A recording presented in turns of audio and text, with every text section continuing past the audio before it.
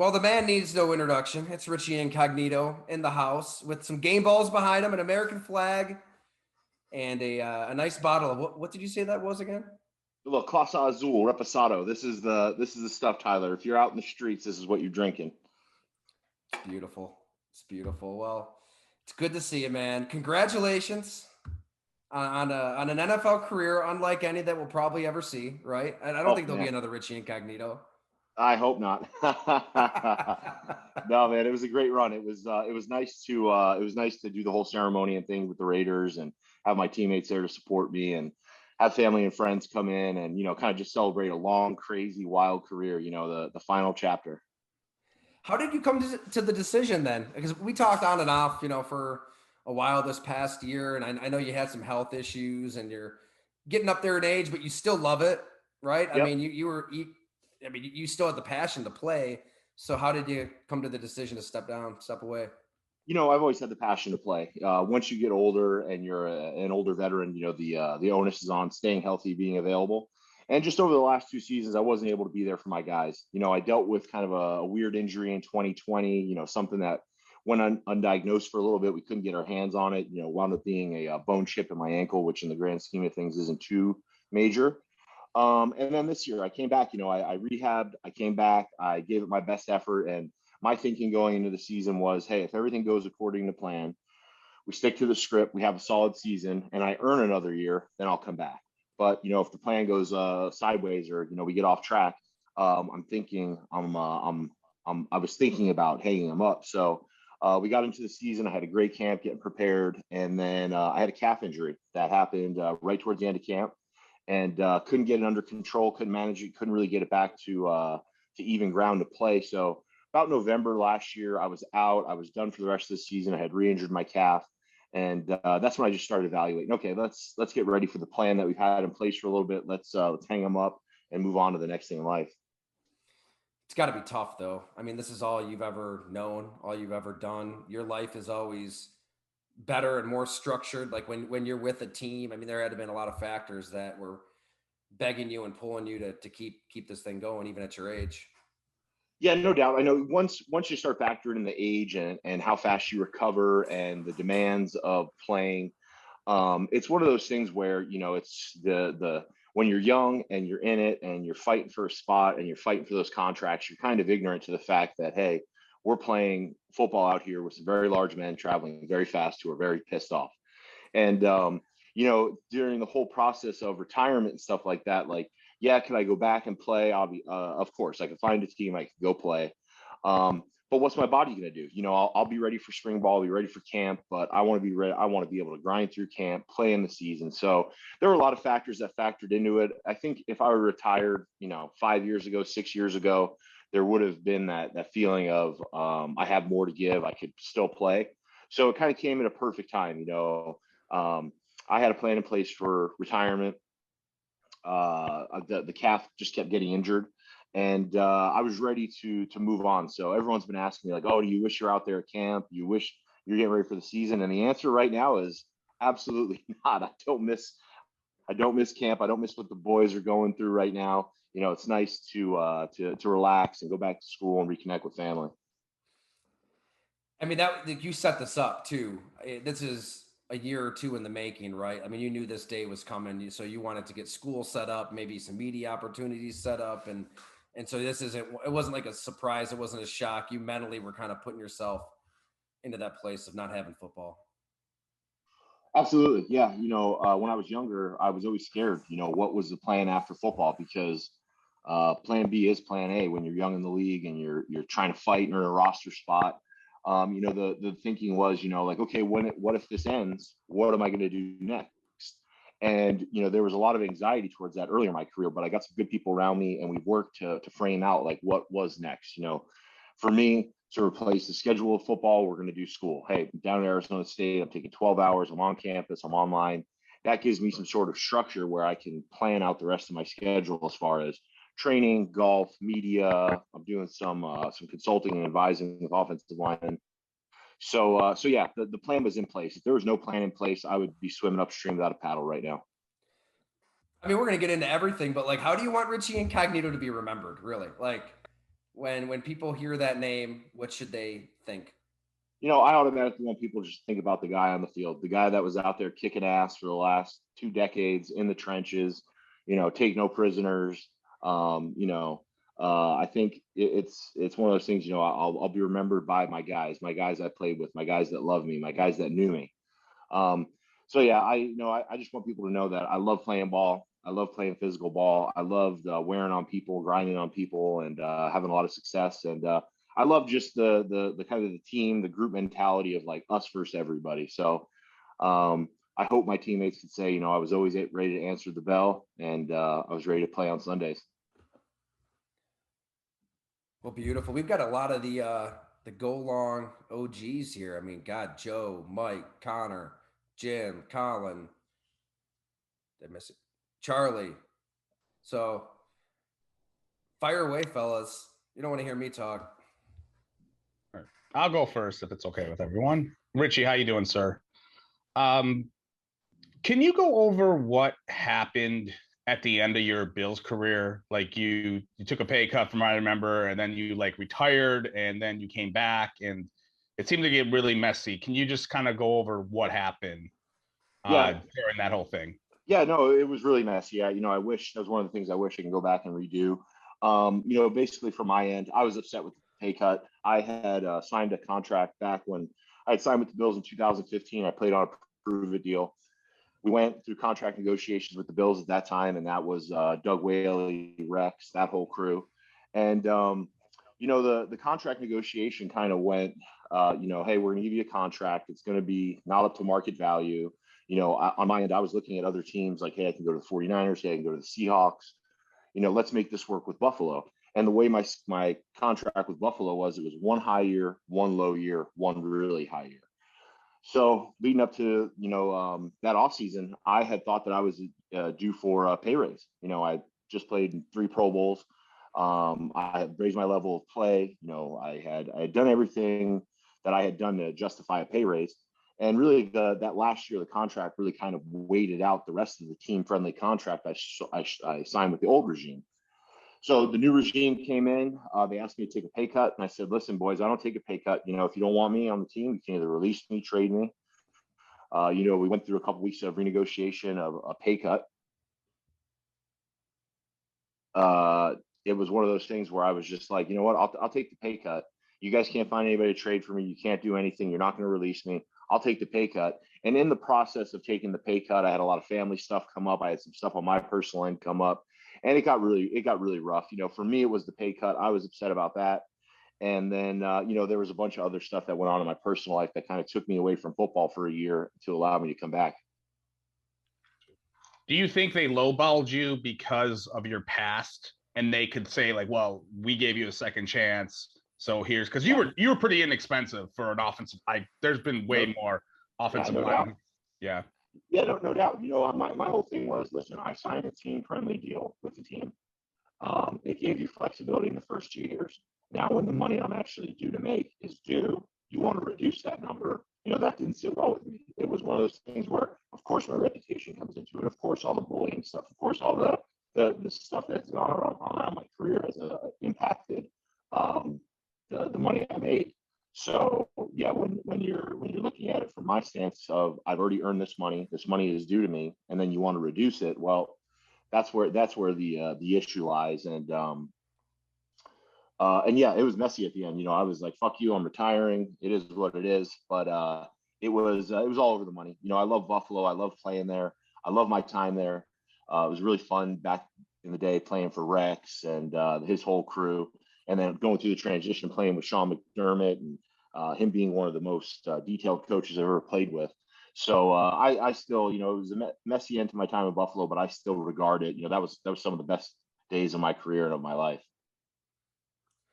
I mean, you just kind of referenced it there too, Richie, that you want to get into. I mean, that year, like mental health wise, and you're going through so much off the field. Your dad, I think we all can read the news. I mean, we saw what reportedly happened. What in the hell were you going through then? Because I don't know. There were a lot of people that were concerned about you. I remember talking to Eric Wood at one point. He was a little concerned. I think at one point you even called me And I'm like, that doesn't sound like the normal Richie that I remember. Right. But what were you really going Yeah. through at that time? Well, yeah, there were a lot of factors. You know, the contract restructure was obviously the biggest one, and then as that time kind of went on, I was having some family issues, I had some personal issues, and it took its toll on me. And I had a mental health emergency. I wasn't talking the same. I wasn't doing the same things. Obviously, I got in some hot water. But yeah, I had a mental health emergency. It was kind of like a lot of dominoes falling at once. It was personal life, then the contract, then family life, and all these kind of things jumped on my back. And that's really what I retired. I went through the whole off season. I knew I kind of wasn't retired. I kept training and kept working on myself. And I worked to fight to come back and play with the Raiders again. Can you guys hear Richie okay? I don't know. Maybe it's just my end. It kind of turned No, into robotic. He's a little static. Not sure. Yeah, but he's static right now. No static. Okay. All right. Sorry about that. Let me turn on my phone.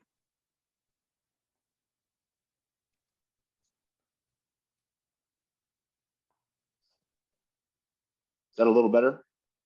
That's a lot of better. Yeah, a lot better. Sorry. Yeah, it was feeding through my phone. So yeah. Yeah, I don't think many people expected you to play football again at that point, though. Right? I mean, it's like, oh, here Richie goes again. He's done. He's finished. And you played for the Raiders and you retired a Raider. And I mean, did you think that you were done at that point? Could you have imagined playing football more? Yeah, absolutely. The thought definitely crosses your mind. I had all that stuff leading up. My father passed away. I had got arrested, and you're kind of, after that, you're in a crisis mode for a little bit. But then on the back end of that, it was like, well, okay, what's important to me? My family, football, going on with my career. If I can get another opportunity to play, that had built through the entire offseason. If I got another opportunity to play and make it right, I was going to do it. And, thank God Coach Gruden was with the Raiders and Mike Mayock, and they brought me in. They sat me down. They said, listen, we know who you are. We know what you're about. Just come play. And it was a perfect situation for me to go up there and play with Gruden and play with Mayock, and to be in a program where it was so player friendly, so set up for vets. So it was the perfect place for me to go. But yeah, there were times that after all that I thought I was done. And that's what motivated me to come back. That's what motivated me to get the plan together. That's what motivated me to put myself in a good place once I retired. I think we got good volume there. It kind of got robotic again, but hopefully we're in the clear. Yeah. All right. I know we got some folks in here. Just let her rip, fellas. Richie, did you ever play under Aaron Kromer in Buffalo? I did. I played 2 seasons with Aaron Kromer in Buffalo. He is one of the best offensive line coaches I have ever been around. What makes him so good? There's a lot of excitement in Buffalo with him coming back, and how he can revamp the offensive line.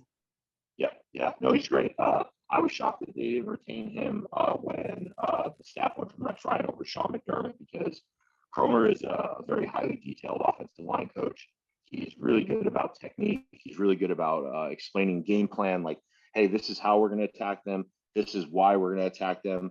And this is how the game is going to unfold. So I think he's great with technique. He has a really easy technique that really can kind of apply to a lot of different guys, a lot of different body types.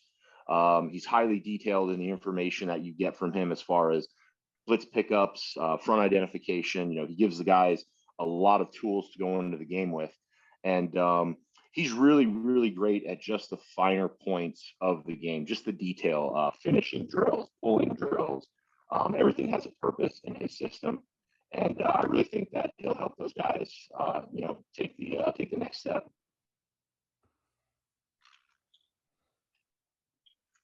Let's see.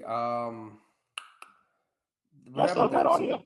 Yeah, maybe try taking off your headphones. Yeah, there could be some interference. Yeah, and just let the audio go through the computer instead of your headphones, man. Not saying that will work. Joe would know. Joe's like the resident happy hour technician. He handles a lot of this stuff. Yeah. All right. Let's give it all a right. 1, 2, 3 count, Richie. Yeah. All right. 1, 2, 3. We good? Yeah, it We're sounds good. better. Yeah. Money. All right. Money. Hey, real quick on Aaron Kromer. I mean, that I feel like a million things happened in 2015, and like you getting a shot with the Bills was like the 100th craziest thing. Like there was a lot of other stuff happening, including your coach. Did he have to address that beach chair incident with you guys? What was that like in July and August when he reconvenes and says, gather around, I have a story to tell about the summer? Yeah, you know, Cromer's a professional. He's a smart guy. So Chrome left it with us. I can't talk about it. You know, the attorneys are involved. There's going to be a settlement. I can't talk about it. So Chrome was able to coach all of training camp. And then once his suspension was imposed, he had to leave. And when he rejoined the team, we were over in London. We were getting ready to play Jacksonville. And he came in that meeting and he lit us up. He's like, I'm back, boys. You guys are fucking around. I'm here. He brought over, you know, Cromer has a lot of drills where it just absolutely gasses you. You know, he likes to work on a lot of stuff on the field. So he brought this Crowther machine, this Crowther sled all the way from the US and Buffalo all the way to London. And I remember our first practice back with Cromer full time. We were like, fuck, man. We've been on vacation. We're out there hitting the Crowther. But no, Cromer's a great coach, man. He's a great guy. He's a great dude. He has a ton of knowledge for those guys. I know when I played for him, he helped me take my career to the next level. And I know he can do that for the offensive line. I know he can get those guys to play well. I mean, just about every offensive line coach has some screws loose. And I mean, was it Chris Verster with the cocaine and the Vegas and all that stuff? And I mean, even Dante Scarnecchia, the best ever. I mean, he's got a little shit to him. You know, you talk to some guys who played for him. Yeah. What is it about that job, you think? You know, I mean, you know, what you're preaching to the guys is you have to be tough, you have to be physical, you have to be mentally tough, you have to be smart.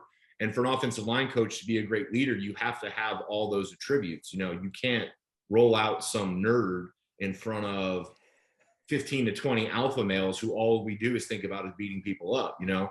So I played for some coaches that were afraid of their own shadow, and the offensive line kind of took on that demeanor.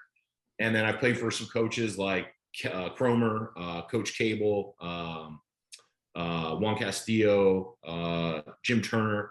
And those guys all had grit. Those guys were all smart, tough, physical. Those guys were what they were trying to teach guys to be. So you got to have a couple screws loose. You know, the offensive line, we're the most tight-knit group on the team. And to be able to communicate to all those guys doing all those jobs at once, you know, you gotta have a little screw loose. You gotta be like us a little bit. You gotta be a little crazy. Richie, We can probably. Sorry. Go ahead, Charlie. Richie, with the 2015 bill, obviously things went off the rails a bit. And my question is, you know, just from a team perspective, like when did you know, being a part of it, that like shit was going to turn into a circus? Like, did that become clear as the public like found out when the games started playing, or like were there telltale signs before that? Like, when do you know that things are just like not normal and it's not going to be a normal year? Yeah, well, so 2015, you know, we came in and there was a lot of hype around Rex coming to the Buffalo Bills. You know, it was I was excited. Oh yeah, blue collar Buffalo guy. He had his entire truck wrapped in the Buffalo Bills logo. So it was a time of excitement. You know, we were coming in. Rex had a ton of success in the AFC East.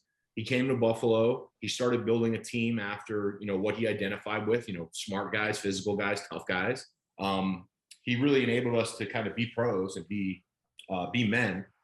But you know, the I guess I don't know how to term it, the dysfunction or the things, you know, that stuff slowly starts creeping in. And you know, you're kind of ignorant to that fact because, you know, you're so bought in, you're ready to go. But then you see this dysfunction, and you see this, and then you see this. And really at that point, how do I put this gently? You know, really kind of up until that point, the Buffalo Bills organization was kind of still figuring everything out. You know, the early 2000s, you know, I was there in 2009 and things were kind of a mess. And then, you know, it felt like we kind of got on track with Rex and things were going. So you're kind of blinded to the fact. But I would say probably 2015, early 2016, I was like, okay, this is going to be a shit show. you know, we came out, and the first 2 games of the year we lost to the Jets, and I forget who else we lost to. They fired Greg Roman, our offensive coordinator, and you know, it was just kind of an up and down year. But yeah, it's interesting when dysfunction and things like that come about. You know, is it something of circumstance, or is this something of a larger problem that we eventually got to where, you know, we were losing games because we had 11 or 10 people on the field on defense? Quite a memory. It's funny you Thank said 2016 was, you know, the bigger shit show, because 2015 felt pretty wild. I mean, Well, give me a little recap, because you know, there's so much that we pick up as players. Yeah. There's so much that you have time to pick up and talk about out there. I mean, oh God, the 2015 chairs, 2015 felt like that was the Mario Williams like year. Like it definitely seemed like Rexton like him, vice versa. Yeah. And that was like the biggest thing I can remember. And I don't know when the Chrome Shady, Chip Kelly. Yeah, Shady's started with the orgy party. The orgy party. The orgy party. Yeah. Richie, did you go to the orgy party? Come on, admit it, you went there. Oh man, I wasn't invited. Yeah, I guess, you know, like as a player, you know, that stuff really, you know, we hear about that stuff, but that doesn't take big impact with us. We're so focused on the mission. You know, for me, I think 2016, where things really started to unravel, because we had a whole year in the system. 2016 kind of came around. I know the guys in the defense were not happy. The guys in the defense felt like there were too many cooks in the kitchen. You know, I think at all 3 levels of the defense, they were having communication breakdowns. And then that led to stuff, you know, like guys like Mario Williams to check out, and guys like that, because they had just come from Jim Schwartz 4-3 defense. They were all putting up huge sack numbers. Now they come to Rex's defense, which is a 3-4 multiple look with guys blitzing from different positions, you know. And we had some, you know, premier pass rushers that were like, why am I dropping on 3rd and 6? Why am I not rushing the passer? So yeah, 2015 was like, okay, we're in the honeymoon phase, and then 16 is when the shit hit the fan. Isn't Rex just, it's such a dichotomy where players love him. I mean, his motivational speeches are epic, right? And Yeah. there is that element to Rex Ryan. And then, you know, he gets up on the whiteboard, or, you know, however you guys are breaking down schemes, and everybody on defense hated it. They loathed it. Yeah, they didn't like the scheme. They didn't like how it was being taught. I remember we had a meeting once, and we had a call out session, and they were calling out Jerry Hughes for making a mistake. And I was listening to them explain it to Jerry, and I was trying to put myself in Jerry's shoes. And like I was hearing how they were explaining it, I was like, well, I would have fucked that up too. You know, the running back had motioned out of the backfield, and it had changed the whole half of the defense on the field. And like, so yeah, there was just a bunch of communication breakdowns. The one thing about Rex's defense is you can never really prepare for it, because you don't know where they're coming from. It's kind of like you got to get in the game, see a couple series, see how they're going to hit you that week. But what really kind of hurt us was our guys were confused as well. You know, our guys, you know, I had a lot of guys coming to me to talk to Rex, you know, to simplify the defense. And I'm like, dude, you got to give me some more information than that to go talk to Rex. But, you know, a lot of guys were confused, or not into it, or not bought in. Yeah, it seems like it's pretty hard to change when the year before they were just running right at the quarterback and kicking ass, right? I mean, yeah, you know, in that Jim Schwartz wide 9-4-3 scheme, it's attacking. You know, those guys are taught to pass rush and then react to the run. So when you're always in that go mode, and it's a craft. You know, you build your craft over the spring, you build it over the fall, and then when you get to the games, you bring your best stuff. And when you're a guy who's going to put your hand in the dirt and get off after the quarterback, and then you're dropping, or you're blitzing, or, you know, you're doing all these weird schemes, I think, you know, a lot of guys just kind of tune that out. Including Mario. Mario wasn't on board, safe to say. Yeah, no, Mario was definitely not on board. He was one of the biggest detractors, man. Mario, Marcel was going through his stuff. You know, we had a lot of guys over there. You know, Kyle Williams was kind of holding that whole group together. You know, we would come up, we would practice against him in the fall, and we'd be getting ready, and Kyle would have to tell everybody what to do up front. He'd be like, you do this, you do this, you do this. And so me and Wood would sit there, and we'd be like, we know exactly what they're doing.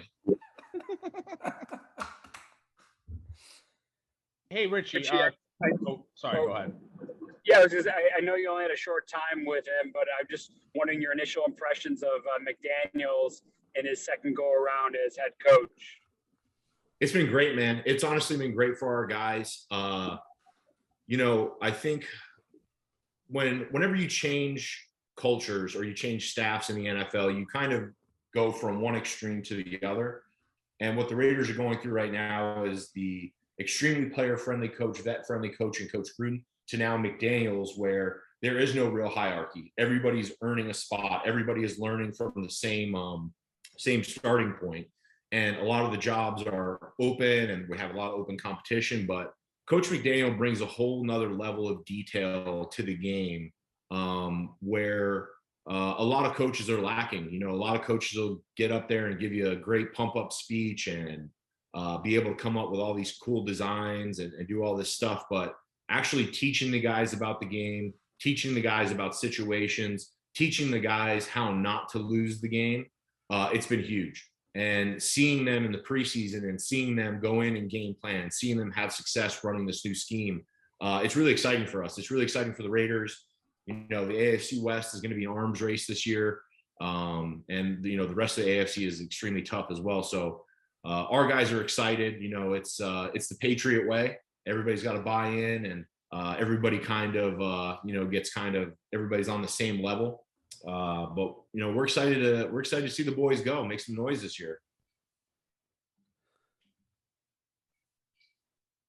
It seemed like you know, when Derek Carr would catch a lot of hell, you know, nationally, you genuinely love this guy as a quarterback. What's I mean, who's the Derek Carr that you know? What's something about him that people don't really know, you think?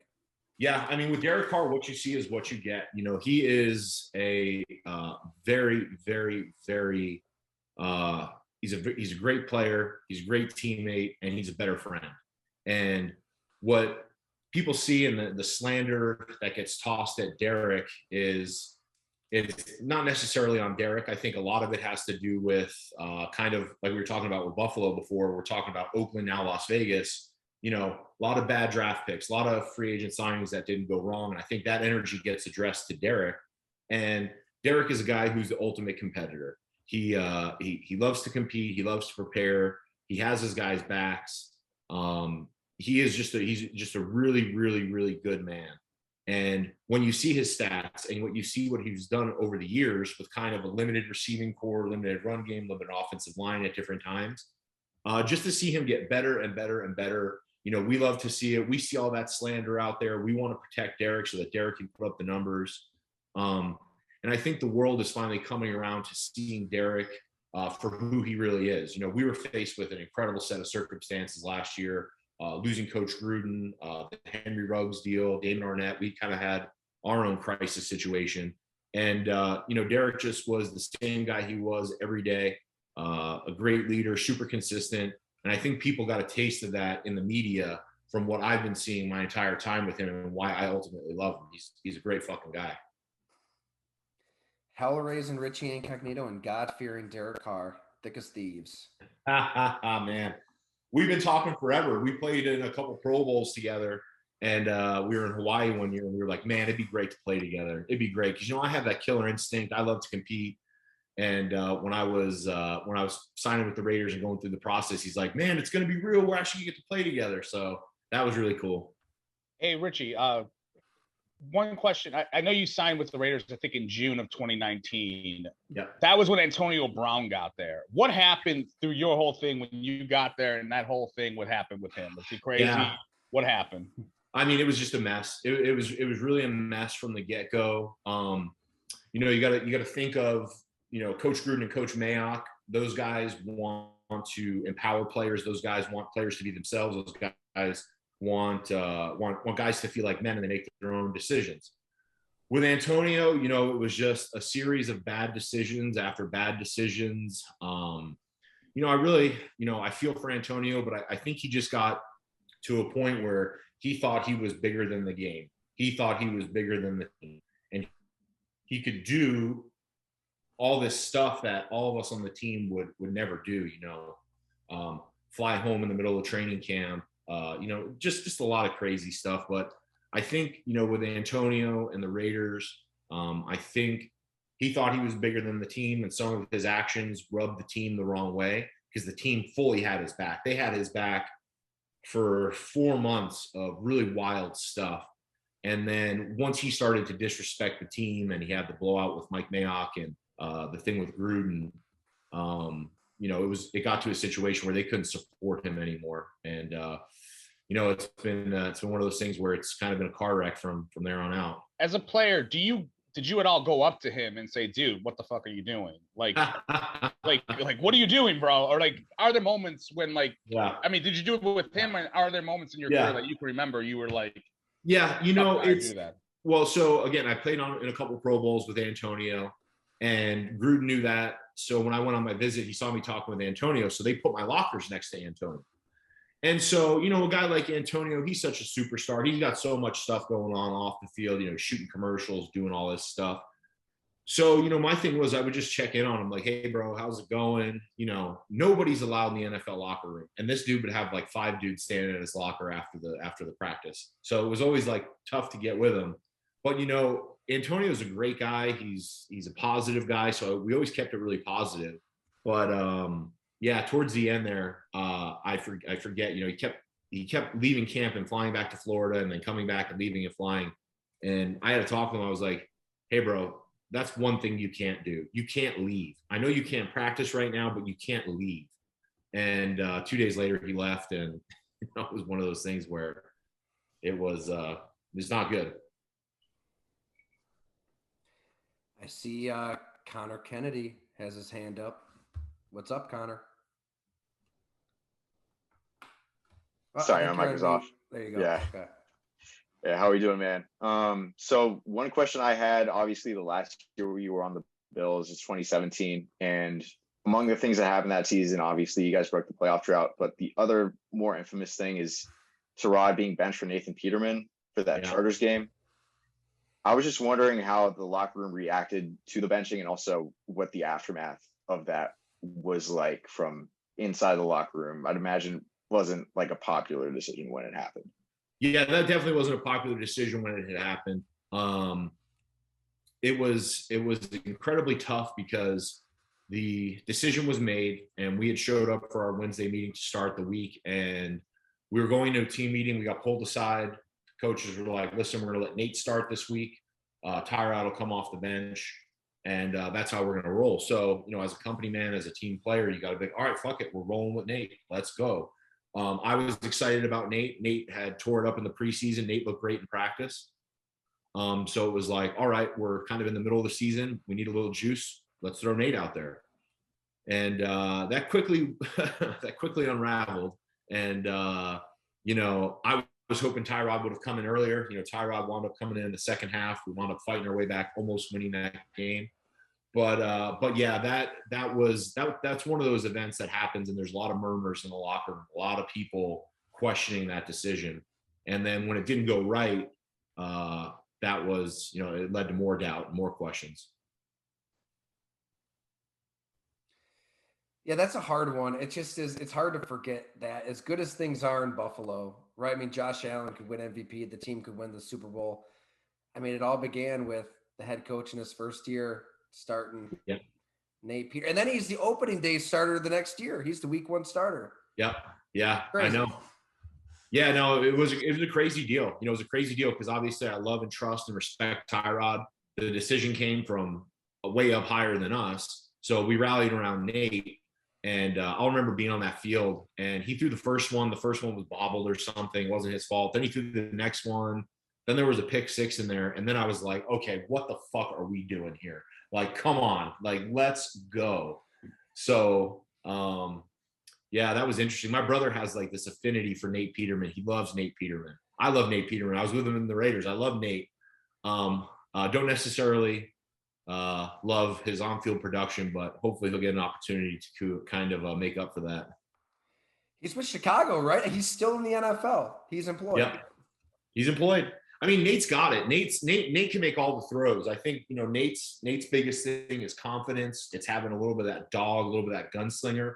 Nate is a very very cerebral guy, very nice guy, awesome guy. But he needs a little bit more of that fuck it in there and just chuck that thing in there. And you know, there's so much to speak on just about the mentality of being an elite pro player. You know, you have to have the smarts, the toughs, the grit, but a lot of you's got to be able to just go lay it on the line, like say, fuck it, here we go. Yeah. I mean, I was just doing this training camp tour. I don't know if you know Pete Prisco.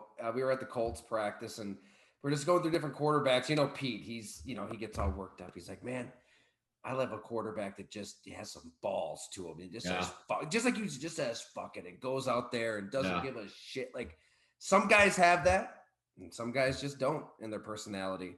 Yeah, no doubt. I mean, you can't give it to somebody. No, you know, that's what you kind of have to be working on as you're growing up in the league. You know, you get in there as a rookie, nobody has any idea what's going on. You're a rookie, it's completely new to you. And then, you know, your second, your third year, once you prove you can play, then you got to develop that, you know, hey, how do I just go out there and cut it loose on Sunday? And that holds back a lot of guys. I've seen a lot of guys' careers end over that like they can't just cut it loose. You know, you have all these big guys that come in, you know, they look like Tarzan, play like Jane, and you're like, bro, just cut it loose. You're a physical specimen. So it's one of those traits that you can't give to somebody, like you said. You gotta learn that. We got a lot of folks in here, so just fire away if anybody has a question or. Yeah, I'll go over Richie here.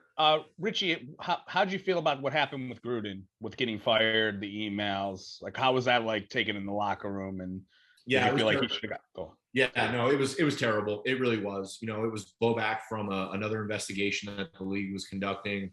They protected Daniel Snyder, and then they selectively leaked Coach Gruden's emails, and it's kind of a crazy deal. It was crazy unfair. You know, the first set of emails had come out, and Coach Gruden addressed them with us. I think all the guys on the team handled it really well. Kind of going back to the Peterman situation. Usually when stuff like that goes on, there's a lot of murmurs. With the Gruden thing, you know, he told us about the emails. He told us what he intended by his meeting, and we took him at face value. The guys moved on. We played a game that week, and then Monday more emails came out, and you know, it's bullshit. It's complete bullshit. You know, we're gonna go after a guy who is an institution in this league for some bad words. So that didn't sit well with me. I talked to Coach a lot. You know, our concern was, you know, when he's out of football, you know, what's he going to do? But been talking with Coach. He's fired up. He's going through his lawsuit. You know, he'll be back. I'm not sure if in a coaching role, but probably on TV or doing something. You know, Coach just loves the game. And to see him go down like that, you know, I kind of went down under similar circumstances during the bullying deal. But it's a bullshit way to lose your career. I was going to say, Ted Wells, you know, he did a thorough investigation and really brought the facts to the forefront, Richie. Yeah, no, that was a railroad job. You know, I tell people, you know, Brady got the same treatment. We got the same investigator over completely differing things. But I think the underlying theme was old Ted Wells heard one part of the story. You know, I believe, you know, with the inflated balls, you know, came from the league. Hey, we want to bust them on this. And then everything Ted Wells does is find facts to back up the conclusion that they go into the investigation with. So as far as being an independent investigation, it's not, you know, it's a railroad job. And that's why it sucks to see Gruden kind of go under some of their similar circumstances. You know, it's not his, you know, it wasn't anything he did while he was the head coach of the Raiders. And if they unearth these documents with these critical, you know, bad words in them, you know, it should have been addressed in a different setting instead of leaking it to the newspapers. Well, and you're the first one. I mean, when we first met, it would have been fresh out of your exile, your first exile. Yep. And, you know, you're the first to say, you know, I'm not a reclamation, you know, project here. I don't want, you know, the feel good sob stories. I mean, you've stood by some of the language used in that report, right? But it is something to take one world detail from one world, that's one side, and then drop it onto the general public, right? It seems like that's where I had a problem with that, even in the moment before I even got to know you at all.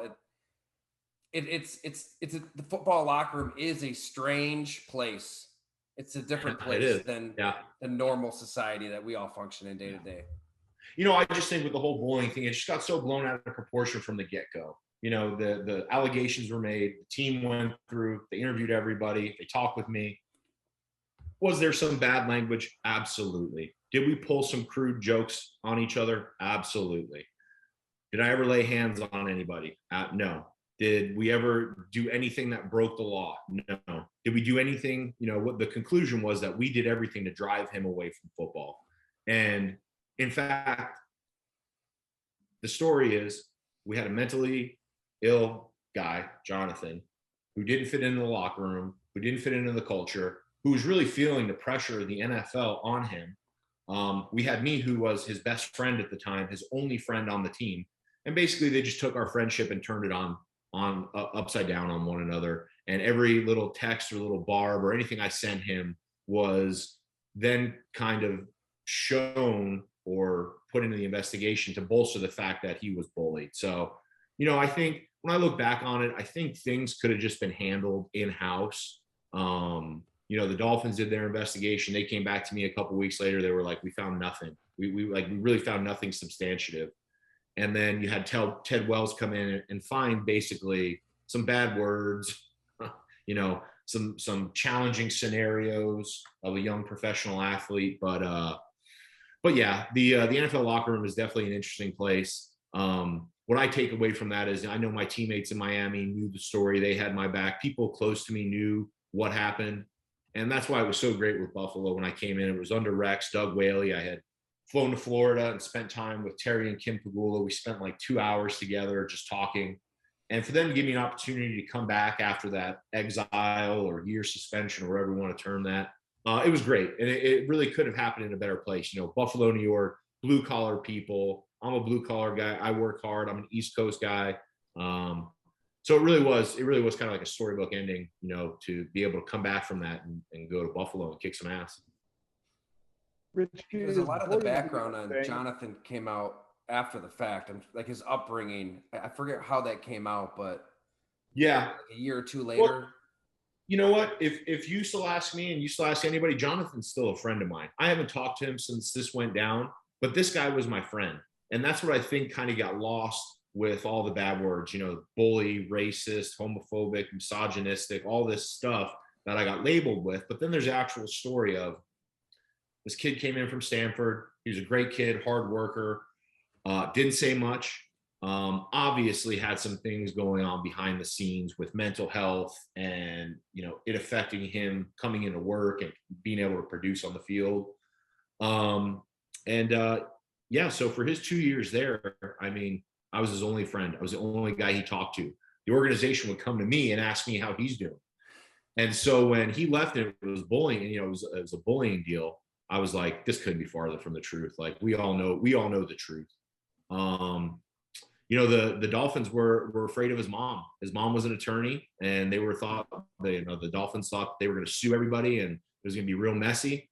Also, his mom is a workplace harassment attorney for Toyota. She's been there for 28 years. She has written numerous articles on workplace harassment, and then this whole friendship gets classified as workplace harassment. Next thing you know, I'm on TMZ about talking, you know, going over my text messages. And then we're down in Scottsdale, Arizona. Richie, if we're getting sushi. Sorry, Joe, go ahead. Oh yeah, I know, right? That was fun. Yeah. With Jonathan Martin, if you could talk to him today, what would you say to him? Oh man, I would just be like, bro, are you fucking okay? Like, what is going on? You know, I can forgive him because I know what happened. But you know, I think I would still try and take the same relationship. I would try and help him. I was trying to help him assimilate to the offensive line at the Miami Dolphins. Were we a rowdy bunch? Absolutely. But you know, I just hope he's okay. I just hope he's able, you know, I read something. They had somebody reach out to me. They're doing a documentary on the whole Jonathan Martin life story, the bullying incident. I said, you know, no, I wouldn't like to be involved. And then my lawyers got involved, and they read a bunch of articles, you know, how still has like crippling mental illness. He can't find a job, this, that, and the other. I just want him to have a purposeful life. I just want him to find himself and be happy, because he is a good kid. He's a hardworking kid. I think that this situation just kind of got out of control on both our ends, and we really couldn't kind of rein it back in. You can share that night in Scottsdale if you want. Oh man, go ahead. You tell it. So I was at Bleacher Report, I want to say. I mean, do you remember the year? I don't remember what year it was, Richie. This was I was going through my contract negotiation with the Bills. This was 2018. That's right. Yeah. Yeah. I think I was down there actually for that story on Jamal Williams, maybe coming out of BYU. He was training down there. But we were like, you know what? We got to connect, just bullshit, see how life's going. So we get to a sushi restaurant right in Scottsdale, super nice place. Like, yeah, top of the line. That's all you know.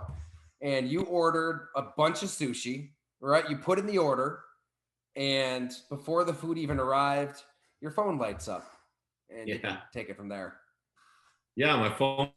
You know, this was 3-4 years after, 5 years after the thing had went down. I had not had any contact with Jonathan Martin, and we were sitting at dinner, and then the picture comes across my phone. Someone sent me a picture of a bed with some shotguns on it, shotgun shells, talking about how he was going to get revenge for bullying. And you know, this was kind of telling, because not only did he put me and Mike Pouncey, who came out through the investigation to have kind of led the thing, but he went all the way back to high school. He tagged 2 guys from high school that he hadn't talked to in 20 years, tagged them in the message of like, I'm going to kill them.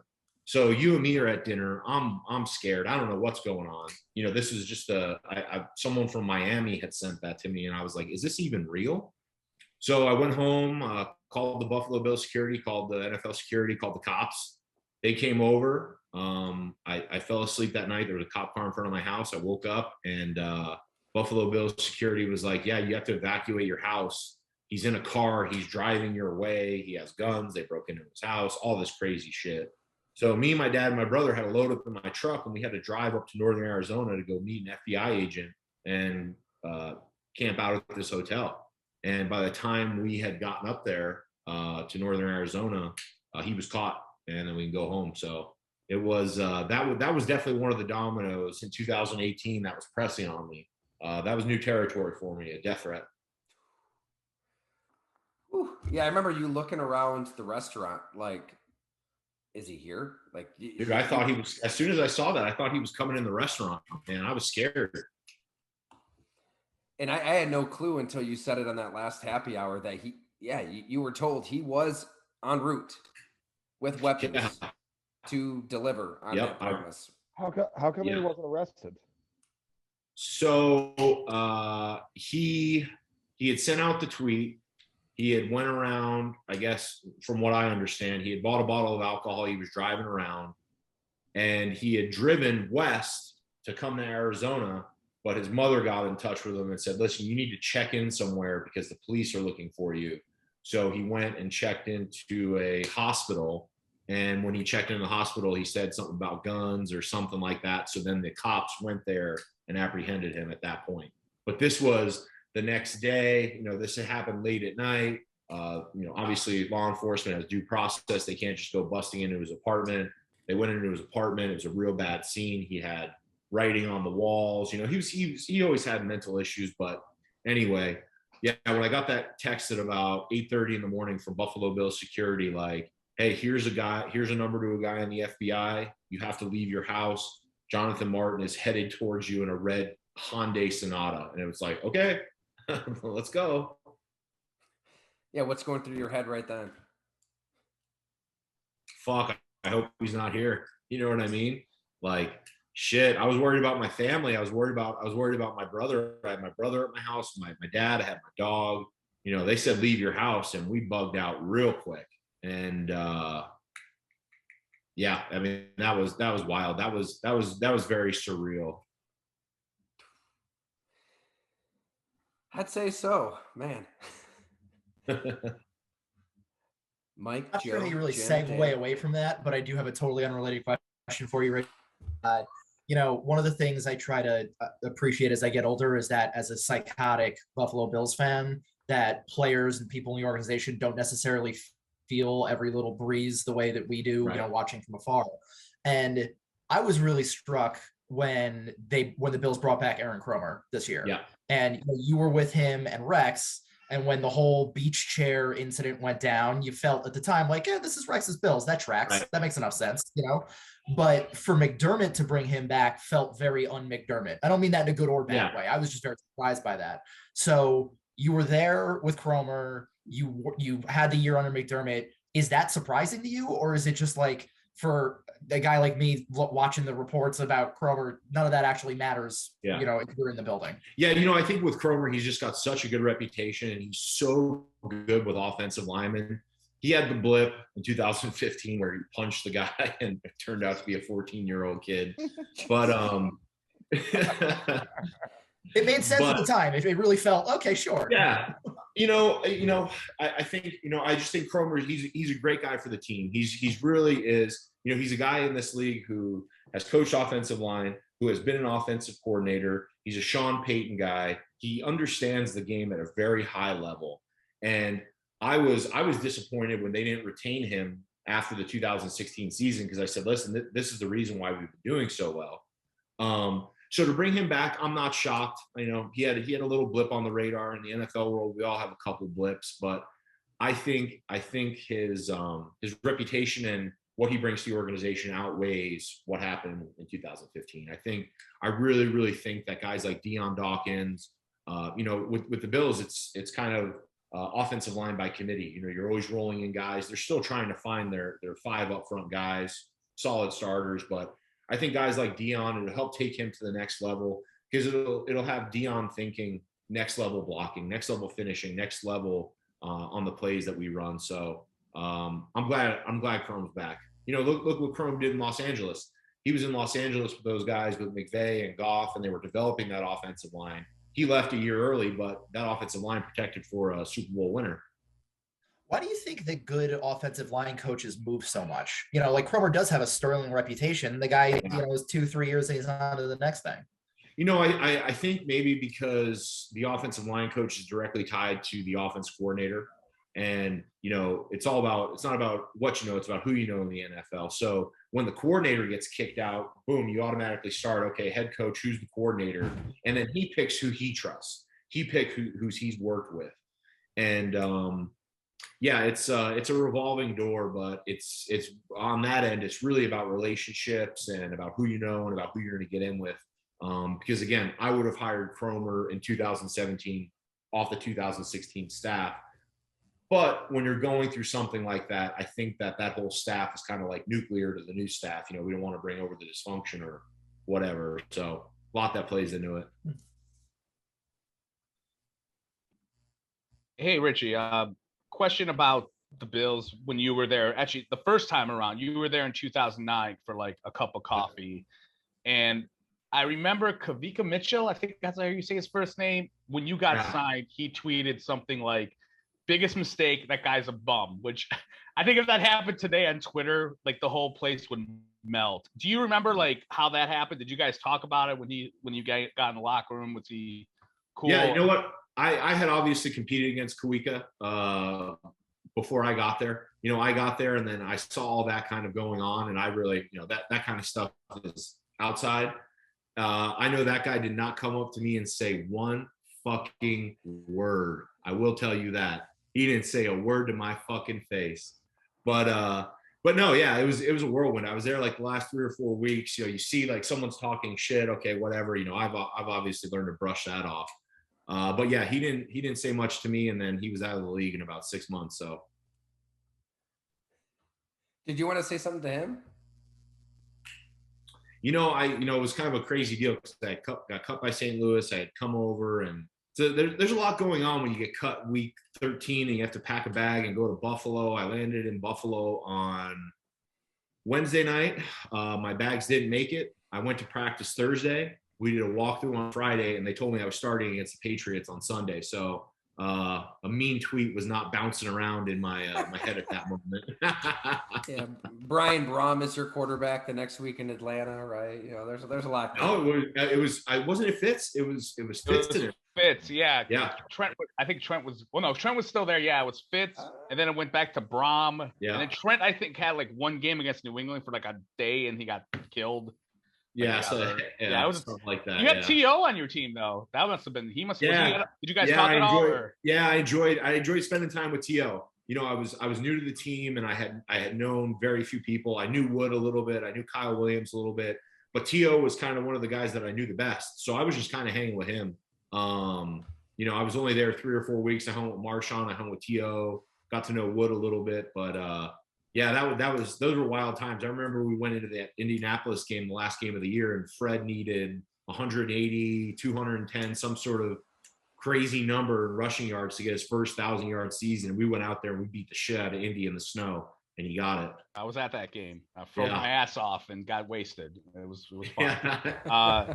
I got a question about the locker room, and this is actually kind of a political question. And no, I'm not going to ask you who you want in 2024 or whatever. But Joe's pretty right wing here. Joe's pretty right. Oh, right wing? No, bro. You know who I want to run in 2024? The Rock. Ooh. Hunter Biden. Let's get Hunter Biden on the ticket for 2024. No, I don't want any siblings involved. No. But I have a question. So I wanted to know about, like, how has politics in the locker room, like, I'm talking like actual politics, change when you came into the league in like the mid 2000s to now? Because I feel like we're in the same age bracket basically, and I feel like in the mid 2000s, I didn't talk about politics with anyone, and then now like everyone talks about it. And I feel now people don't want to hear other people's opinions on it. I just wondering, you're a political guy. I know you've talked about it before, but how has it changed? Like, did you watch what you said towards the end, or were people talking about it more when you were younger, and then now people are like, fuck that shit, I don't want to talk about it because I don't want to piss the wrong side? How do people talk about politics in the locker rooms? Yeah, it's a melting pot, it seems. Well, I think the one thing that you go back to is, a lot of people don't want to listen to each other's opinions. And in the locker room, all those barriers are kind of broken down. It is a melting pot. It's literally us against the world. When you boil it down and you have 53 guys, plus your practice squad guys, plus your coaches, it's us against the world. So I think once those barriers come down, you can kind of have critical conversations and talk about life events and stuff. And yeah, in the early 2000s, even through the 2010s for the most part, a little part of them, politics wasn't a big issue. When I got to Buffalo, it really had become a burgeoning issue because there was so much sway going both ways. And, we had some long, hard talks about flag protests and about equality and racism and inclusivity. And I think that it kind of went from 2000s to 2010s where no one really talked about it, no one really addressed it, to where it became more mainstream for guys in the locker room to actually be talking about these issues, to informing themselves. In Buffalo, Jerome Felton is a staunch liberal, and I'm conservative, and we would go back and forth. But we would go back and forth like brothers, like, hey, you say something to piss you off, I'm gonna wrestle you, or it's kind of different in the locker room. But yeah, nowadays, a lot of guys are informed. A lot of guys have opinions. A lot of guys come from different backgrounds. That's what's really cool about the NFL locker room. It's a melting pot. We're all in there for one goal, and that is to kick ass and win football games. But, life happens in 7 months. So it's always fun to have those conversations with guys. But yeah, it's definitely got more political as time has went on. I can remember you and Jerome Felton getting into it in the locker room, and it was great to see. Felton's a great guy. I love Felton. Me and him were neighbors for a little bit in Buffalo. He's a great guy, but he's dug in his heels on his side. I've dug in my heels on my side, so it makes for very interesting Instagram exchanges. Well, it's okay to talk about stuff in the world without loathing and hating and wanting to murder each other after the fact. Yeah. I think it's okay. It's good to have that conversation. Well, that's one great thing about sports. With sports, there always comes a time where you have to compete. There's the work, then there's the competition. And what it really boils down to when you're competing is you're not thinking about that bullshit. You're not thinking about everything that you're talking about. What's beautiful about sport is you have to go out there with your men from all across the nation, all different backgrounds. You go out there with your team, the other city puts their team out there, and we're the best of the best. We are the top of the food chain, and we're out there just hammering it out. And there's no politics out there. There's no race. There's no bias. There's nothing out there. There's just a group of men fighting for one another. And that's what's beautiful about sport. You can take anybody, throw them in that locker room, throw them in that dynamic, and what he does Monday through Saturday doesn't affect me. I care about what he does on Sunday. I loved what Chris Borland said, and we had it. I think I threw it in a story that I wrote recently, where like a year after he steps away from football, concussion concerns, right? You would think, oh, he's so anti-football. He said he loved it because if you don't hear that audible, from the safety behind you, like that 275-pound tight end might just take your head off, and you have a concussion. Right. And there's a special kind of bond in the sport that you don't get in other sports, because if you screw up out there, you're getting taken off on a stretcher or worse. Yeah, no doubt. It's kind of like I'm really happy that players are becoming empowered, and players are kind of learning that they can control their own destiny, and guys really taking control of their career. But to be out there on that field and to actually make it down to the 53 guys, and then you have that whole season to build and grow and bond and do your thing. But it's really a special relationship. I had dinner with a guy in New York a couple weeks ago when I played with him at the Dolphins, and we were having dinner with his new girlfriend, and we were talking, and she was just like, wow, the rapport between you two is just something different. And she's like, well, when's the last time you talked? And I was like, we talked maybe 3 years ago. She was like, wow, I'm just so impressed at like how you guys know each other, and you finish each other's sentences and you think so alike. And she was like asking like, well, how does that happen? And I was like, me and him have been through some of the toughest times in our life, training camp, season, all this stuff. Like, we truly know who each other is, because you can't hide that when you show up in December and you can barely get out of bed and barely open your eyes because you're so tired trying to go get a win. Me and him know each other on a completely different level. And that's what's really cool about sports. It's forging those bonds, and it's us against the world. How do you fill that void in retirement then? You know what? I got a great group of guys. I train here at Exos in Phoenix, so I got a great group of guys that I'm around in the training room, getting that or in the gym, in the training room, getting that kind of team feel. And that will be my link, being in the gym, being with those guys, training. And then what I'm doing right now is I'm mentoring a couple offensive linemen in the NFL and in college, just going over tape, technique, things like that. So that's what's going to keep me close to the game. And ultimately, it was great to retire with the Raiders because it's a 45-minute flight, and I've been up to camp twice. I'm going up next weekend as well. So that's what keeps me close. Are you worried at all about happiness and fulfillment and all of that stuff we seek in life without football? You have a lot going on. I mean, are you confident that you do have everything lined up where you can be happy in the morning, waking up, doing what you do? Yeah. Your happiness isn't tested until you have to lock yourself away for 7 months and play football. That's the time you worry about if you're going to be happy outside of football. For me, I'm set up. I have a plan in place. I have a bunch of plates spinning in the air. I'm keeping all my options open as far as coaching, media, mentoring, recruiting. So yeah, I can wake up happy. I left it all out there. I played 17 years in the NFL, 3 years of college, 4 years of high school, 2 years of Pop Warner. So it is satisfying to sit back and be like, listen, I got this football shit out of my system. I loved it. I was into it. But now it's time to take that dedication and that focus to something else. What is that war story at the bar with your buddies from the field that you love to tell? There's so much about your life that is known and out there, but was there ever a battle that you got into with a defensive lineman or somebody out there that you're most proud of that you can share here? I mean, I think so. Back in the day, I played for the St. Louis Rams. I got drafted to St. Louis in 2005.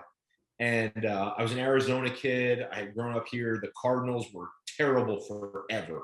You know, Cardinals have been shit since they moved from St. Louis. So I'm in the division. I'm in St. Louis, and the Cardinals are starting to get good.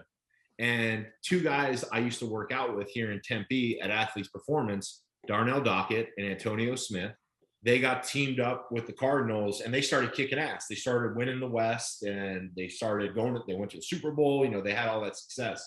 And I was in St. Louis just mired in mediocrity. I mean, 3-win season, 1-win season, 4-win season. I mean, it was really bad. And so we went from friends that worked out together to complete sworn enemies on the field. It started with me and Dockett. And then it was me and Antonio. And I remember it was late in the game. We were playing in Arizona and they had intercepted the ball, scored a touchdown, and they were going to win the NFC West that year. So I'm walking off the field. Me and Dockett are going at it. And Antonio Smith comes up behind me and fucking ninja kicks me behind the legs. And I like fall down on the field. So it was always really physical, those two games against Darnell and Antonio. And you know, that was great times. You know, I was a young player. I hadn't proven to myself yet if I could play. You know, you're out there playing with bad technique, you're kind of like holding on at the end of reps. So yeah, those games will always be marked in my memory of just going out there and competing against two former friends who are now enemies. Didn't he like swing his helmet at your head, Antonio? Oh yeah. So Antonio signed with Houston. I went to Miami, and we had played each other in preseason.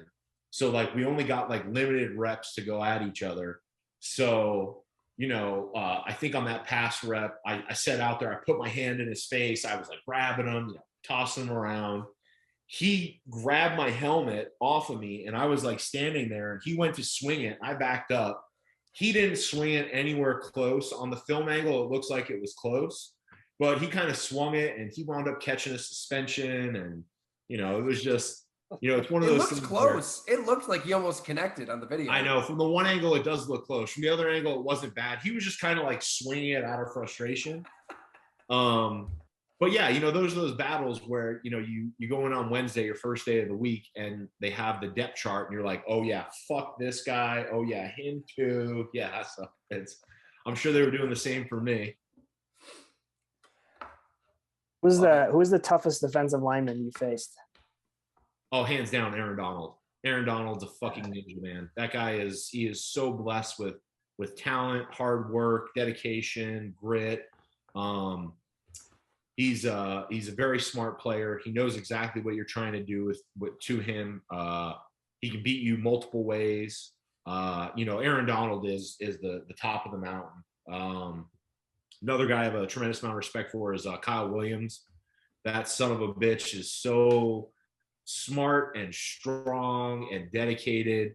When I was with the Dolphins and we played the Bills, he knew every time we were running outside zone by some tell in my stance. And so I'd get out there to go run outside zone and he'd go right underneath me and make the tackle. So really enjoyed playing against Kyle. Competed against some guys back in the day, Kevin Henderson and Pat Williams when they were at the Vikings, Jared Allen, Brian Robinson, they were all with the Vikings. You know, as a young player to go out there and compete against Pro Bowl guys, all pro guys, you know, that's when you really prove it to yourself, like, hey, I belong here. Because you come from college and you're drafted and you're like, yeah, I'm in the NFL, awesome, you know, I'm going to make money and play. But then you get to that first training camp and you're like, holy shit, man, this is a totally different animal. So to go out there and play with guys in my young days, you know, against Kevin Williams, Pat Williams, Marcus Stroud, John Henderson, I played against Warren Sapp, Bryant Young, you know, all those old school guys, you know, going out there and having a good pass rush rep against them proved to me like, hey, I belong in this league.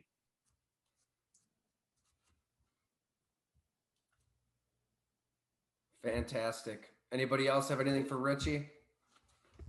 Yeah, I got a question, Richie. Were you on the Dolphins when they did the Hard Knocks?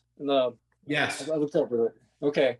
Yes. Yeah, I just remember. I mean, it's a long time ago, right? But I remember, you know, you kind of talked about the I guess the bullshit, the contradiction, right, between, you know, what came out after in the report. I just remember in Hard Knocks, they're kind of hazing a rookie, right? And someone shaved a dick in the guy's head. Remember that? Yeah. I had nothing to do with that. I'm supposed to be bully number one. I had nothing to do with that. I mean, it had kind of gotten to that point, you know, this is 2012, 13, where it was, no real rookie hazing. When I first got in the league, you know, they tied me to a goalpost. They poured water on me. You know, I had to pay for dinners. I had to do all this stuff. And kind of by then they were like, I think before Hard Knocks, they were like, hey, you guys got to take it easy on the rookies. Because in Miami, you know, we shaved their heads, you know, made them do toga stuff, made them do all sorts of weird stuff. But at that point, it was more calming down. And then, yeah, in Hard Knocks, they shaved that dick on that guy's head. And it's like, you know, this is how your organization is portrayed. But yeah, you know, kind of by that point, you know, all the hazing and the rookie bullying had kind of cleaned itself up by then. Yeah, I just thought it was interesting, you know, that because a year later, whatever it was, 2 years later, that report comes out and it's homophobic slurs and this guy. I'm like, you know, just 2 years ago, you're on, you know, broadcasting on HBO to tens of millions of people, you know, shaving a. Yeah, you know, when I was coming up at the University of Nebraska, you know, this is now considered hazing, but when I was a young guy, this was your rite of passage. You know, you go to the University of Nebraska. I got there in 2001. They had won national championships in 1994, 1995, 1997. So when you get to a place like that, this is how things are done. This is how the program operates. So there were two locker rooms. There was the North locker room and there was the South varsity locker room. And after spring practice, the freshmen who had went through their whole freshman year, went through the spring practice in the spring of their freshman year, you graduated to the varsity locker room in the South. So after the spring game, all the old veterans would say, hey, you have to pay rent to get into the South locker room, but you can't pay with money. So all of us freshmen are like, well, how do we pay? What's going on? So after the spring game, when you are ready to move locker rooms, they move all your stuff down there. You play in the spring game out of the varsity locker room. Then you come in. They stripped us all naked. They had wiffle ball bats with tape. And what they did was they took one by one and they beat on you a little bit, threw some water on you. It was okay. But that was your initiation process. Now I think back, if we were to do that now, oh my God, we'd be on HBO Sports every night. But yeah, the game changed, you know, from the 90s to the early 2000s, and then the early 2000s to the 2010s, and now we're kind of where we're at. It's a different game, and you kind of just can't get by with like, hey, this is the way we do things. You know, you have to be thinking about the bigger picture. I was gonna say, probably good that stuff doesn't happen today. I mean, that doesn't. Yeah, sound like it fun. is. It is. It really is. You know, it cuts down on the bullshit. You know, when you're a rookie, you have no idea which way is up. And then you got all these vets. When I got to St. Louis, the vets never did it, but they always would say, your initiation as a rookie is, you know, the night before a two-a-day practice, we're going to take you out and get you completely bombed and you're going to have to go practice the next day. So they kept telling us that. And the whole camp, I was like, bro, this is so hard. I can't do this hungover. But yeah, it's good. You know, obviously everyone took it too far. I've probably taken it too far a couple times, but it helps the rookies assimilate when there's not that hierarchy coming in, you know, bring them into the fold. Everyone's on the same page. We're working towards the same goal. Go from there. Did you ever play a game hungover, like early in your career? Fuck no, never. No way. You know what people always say about the old school guys and about us, I couldn't be out drinking and, you know, doing whatever and then show up and play. You know what I mean? Like if I got a cramp on a Thursday, I was getting IVs and having people fly across the country to balance my chakras, you know. No, I never played hungover. You know, I cared about the game too much. I cared about my teammates. I cared about the guys. You know, we're all fucking in there together. All those coaches, you know, we're all fighting for one another's job. So I always had enough respect for my guys to show up and do my job. Yeah, you had the Zen Den in Buffalo. The Zen Den, that's it. Yeah, I had the Zen Den. My apartment was my healing space. You got to come to the healing space. Yeah, that's what, now this is we could probably spend another 2 hours on this, which we don't have, but I mean, you had your team of people taking care of your body. I mean, as professional as it could be, right? You had the same masseuse like your whole career or most of your career. She was there when I interviewed you. It's like that's normal. That's how a player gets massages, right? Very professional. This person is helping this player get on the field. Yeah. You weren't DMing on Instagram, to my knowledge. Oh, I know, right? Yeah, no, none of that. No. No, you know what? I think kind of what gets lost in all the crazy talk and the news articles was like how professional I was. I had people that would fly from Arizona, San Diego, come in and work on me. And, the work that we did enabled me to play week after week at such a high level. I mean, it's not easy going out there and beating everyone's ass for 4 quarters and coming back and being able to practice on Wednesday, Thursday, Friday, and get ready for the next one. So I had some really great people around me. I brought in some great people, and those people are really who I owe all the success of my career to. Keeping me playing at my highest level. But I was extremely dedicated. We had the Zen Den. You came over. I had Anna, my physical therapist, there. Anna. And That's so, yeah. So, it takes a village, man. I had a whole village behind me, supporting me. And, that's who you play for. That's your motivation. All these people that are helping you become the best athlete you can be, you want to give it back to them and go play hard. Who was your, if you have any, if you want to say, your least favorite teammate? Is there a guy you just like, this fucking guy? Is it Mario Williams? Yeah, because I'm gonna guess him. I don't know why. I've always follows Mario Williams, but go ahead. Yeah, there's always a ton. The Mario thing. Was I frustrated with him? Yeah. The guy had so much talent, and for me, that's a big thing. If you have the talent, you have the work ethic, you can figure out everything else. And love Mario as a guy, but he was frustrated. He was frustrated, and Marcel was frustrated, and I felt like that they were kind of bringing the young guys down. And do I hate them? No. Do I not agree with how they conducted themselves? Absolutely. But every team, I won't say names, there's always some shitheads on some teams that won't show up on time, won't work hard, won't understand the opportunity that they have to actually be an elite NFL football player. So yeah, I won't name names, but I got a list of those guys. Well, you can list them off if you'd like, Richie. You're retired, right? No, heck no. You let sleeping dogs lie. That's yeah, but it's like any business. You put your all into it. You see someone not pulling their weight, it gets frustrating. Can I ask real quick, who would you say was your mentor in the locker room? Because I hear like you were kind of a leader, obviously. Like, who was your mentor? Like, who did you go to? And I kind of want, because you jumped around a little bit. Like, do you think if you had like a older like offensive lineman next to you, kind of telling you, "Yo, do this," it could have been different for you, like mentally at all? Like, if you had that veteran presence, and like did you have a mentor at all, like in terms of that in the locker room somewhere? Yeah. So when I got to the NFL, my mentors were Isaac Bruce and Torrey Holt. I got to the Rams, and they, going into the league, they said, find some people to model your game after. And those guys were the most professional I'd ever seen. So when I was at the Rams, it was Isaac Bruce and Torrey Holt. I was such a wild animal. I don't know how much you could actually say to me, but every team I went to, I found the leader of that team. I became really close with them. I learned from them. And then I learned how to lead my own way. So when I got to Miami, it was Jake Long. Went under Jake Long's wing. He showed me how to do things the right way. When I got to Buffalo, it was Eric and it was Kyle. Those two guys were able to, have real conversations with me, get me going. Hey, you're getting a little out of balance here, bring it back. So every team I always had a mentor, always had some guys I've trusted and looked up to. And then, once I got to the Raiders, I was that guy. A lot of the guys on the team had looked up to me, and I had provided stability for a lot of the guys on the team.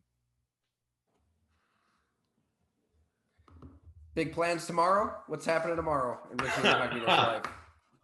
Tomorrow, it's too hot to golf here in Arizona, so no golf. I usually have an early tee time. So tomorrow I'm going to hit the gym. I got a barbecue at the house, and then Saturday night we're supposed to get some rain, so I'm going to tee off early Sunday morning. overrated sport. Just a waste. Oh, this is right. We got to talk you into playing golf. See, you're up there in Western New York where you get about 3 weeks to play golf. You come down to Arizona where we have 9 months of great golf weather. I feel like it's just a convenient excuse for guy. Well, you're not married with kids, but I feel like it's a convenient excuse for people in that situation to be like, sorry, honey, sorry, kids. I'm going to be gone all Saturday just drinking and bullshitting. And what's so wrong with that? Yeah, I was gonna say, You have a 5-hour escape to drink Golf. with your buddies, talk shit. Just saying the jig is up. Drive that's all. around on golf carts outside, exploring nature. If you hit the ball straight, who gives a fuck? None of us can hit it straight. Dude. So what's your golf is excuse the now, worst. Tyler? What's your Thank you, excuse for Joe. that now? He goes to Hamburg for work. Right, that's about it. Yeah, I meet up with Monas and we drink some IPAs, right? Golf is the No worst. wonder you don't need golf. It's the worst because everyone who plays it can't shut up about it, and they Yes, brag about their photos. Yeah. Ty will go into this I'll go into this like in Buffalo Twitterverse, like with a lot of his peers, his media guys. They can't stop talking about it, posting photos, and they all look goofy. That's the one thing I hate about it. There's many things. They all look goofy. Like no one wants to wear tight ass pants that you can see your Johnson in practically, and like unless you're my wife, maybe. But like that's it. Like no one wants to see that shit. And it's like everyone posts, and that's why I hate golf. That's why I would never play golf if anyone cares. If there's beer at stake, maybe I'll just consider it. If there's a lot of that, but I'll go drink at the bar at a brewery, then go and sweat my ass off. But that's my hot take. Yeah, I'll be out there with the boys, swinging them. But you know, You talk about it all the time, Richie. Like, are you bragging about your golf game? And Yeah, that's the thing. I've been playing since I'm 12. I can go low. I shot 79 last week, 81, 83. Oh, here he goes. Listen to him. Well, no, but see, I can go low, and depending on a couple strokes, I mean, I could be 4 over, I could be 6 over, so I'm actually good. But yeah, the last 2-3 years, golf's exploded with COVID and all that. Everyone's playing golf now. I wish they'd all go home so I get a tee time. I think I went to a course twice, and it was for 2 bachelor parties, or whatever. Maybe it was the day before the wedding. And like for Matt Fairburn, his bachelor party in Toronto, I showed up in jeans. So that just tells you everything. They're like, everybody's looking at me like, what are you doing? Like to Joe's point, like, you need to dress up for this. You know what? You come as you are. You come as you are. You know, I get it. You guys get sunshine up there for maybe 6 weeks. You got to come down here to the Sun Belt where we get sun 8, 9, 10 months a year. You know what? But you get it. First of all, you don't value it because you can get it any day of the week. And second of all, you can't tell me you have as much fun sweating your balls off in August in Arizona that you would have had on like an off day in week 7 playing in Western New York. Like in a nice like October sky, Holiday Valley out in Ellicottville or something. Yeah. You can't tell me Arizona competes with that. I'm trying to think. What was it? Wanaka? Is that the country club up there? Wanaka? It's over by Orchard Park. Me and Wood used to play there all the time. And yeah, playing in August in Western New York is a little bit different than playing in Scottsdale, Arizona in August. Any plans to get back here for any reason whatsoever? Of course, I'd love to come back. He would try to get me to come back for a game. I'm going to be tied up with the Raiders in school this year, doing a lot of stuff with the alumni program, working with some guys on the team, going over tape and stuff like that. I'll be back to Buffalo eventually. I'll hold court. We'll put it out on Twitter. I'll hold court at Barbell. We'll drink a couple beers, have a couple wings. I was going to say, let's do this in person, everyone. I mean, and hey, if you're not local, just make the drive over. Let's get together. Sure. That's it. Come back to the parade in February. What's that? I said come back for the parade in February. Oh, the parade. I hope you guys do it. I really hope they do it. I mean, shit, you guys are primed for it. You got Josh, you got Stephon Diggs, you got everybody going. I hope Von Miller lives up to the expectations and actually has something left in his pass rush. Those young guys are going to step up. What's the kid? Espinosa and Rousseau. Hopefully they grow up into some pass rushing guys. You guys have all the horses. Just got to put it together and be able to win in January, February. Is there a curse in Buffalo like there was for the Cubs? I know, right? I know. When you play up there and you have so much bad stuff go on, you're like, shit, we might be cursed. there's no official story, no Billy Goat or anything like that. Okay. I don't know. I would have found him. Richie, thanks for hanging out this long, man. Great to see you. Even better stories. That was awesome. Awesome. Yeah, thanks for having me, guys. I enjoyed it. Yeah. Thank you. Thanks, Richie. Thanks, Ty. All right, guys. Have a good one. Thanks, Richie. Thanks, everyone. That was a great time. Thanks.